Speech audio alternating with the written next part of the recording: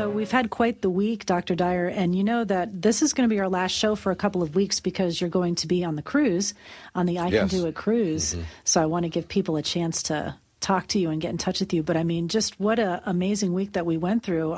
You know, so many ups and downs and people feeling very emotional about Michael Jackson. And you were telling me before the show that you had actually spent some time with him. You're going to relate your experience. Yes, I wanted to speak just a little bit about Michael, just a few minutes. Michael was, he was one of the, I heard Deepak, who Deepak and I have been talking every day for the last week or so because of some health concerns that I have. And he was saying on CNN that Michael was probably the most spiritual man he had ever met. And I can attest to that as well.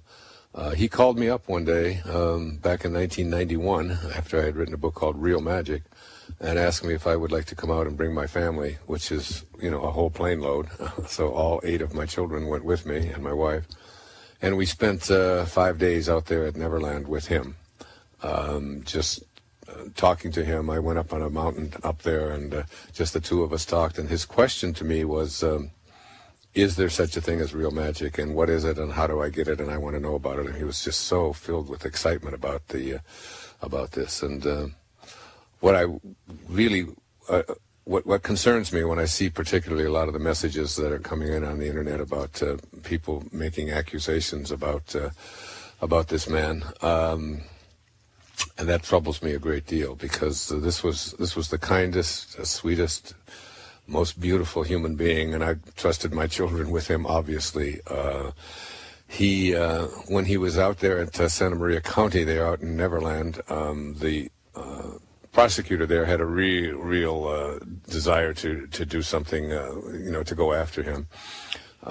They had I think the statistics were that they have 76 cars, police cars, in that county, and they sent 74 of them out to his ranch to go through and look for evidence to support these accusations that were being made by a woman who had made a career out of going after celebrities and so on and trying to make money.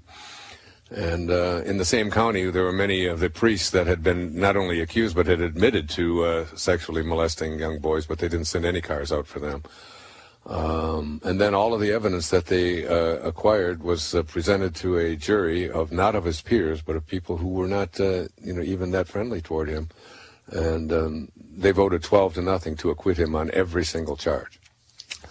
So I know for absolute certain that this is a man who could never have done anything that would be harmful to anyone. He was very much of a child himself. He was as kind and decent and spiritual a human being as I'd ever had the pleasure of spending any time with. I dedicated one of my books to him. When you look at his enormous talent and the commitment that he had to ending world hunger, for example, he personally was responsible for cutting the number of people starving to death on this planet in half back in the 1980s and 1990s with We Are the World. It was totally, and he took no money for it at all. When I spent the time out there at the ranch, the whole thing was organized around children who were handicapped in one way. The theater that they had out there, the entire amusement park, all of it was set up so that children who were hospitalized and in beds and sick and on crutches and so on could come there and experience the joy of what it meant to be a child. This was a beautiful, beautiful human being, someone who will go down in history as one of the greatest entertainers ever. But more than a great entertainer, this was a great man who lived a very tortured life, particularly in the last several years of his life. I think being accused of those kinds of things when his heart was so pure, I think it must have taken its toll. It took a huge toll. It took a huge toll on them. I was telling my children last night, I said, you know, anybody can make an accusation such as that. They could have made an accusation when my wife and I split up. I mean, she, you know, and I've heard of people. I just talked to a friend of mine who was in practice as a physician, and he had an affair, and his wife got angry at him, and she went out and made accusations about him and their children in that light, none of which was ever true. And it was all dropped, but ultimately it ended in his suicide.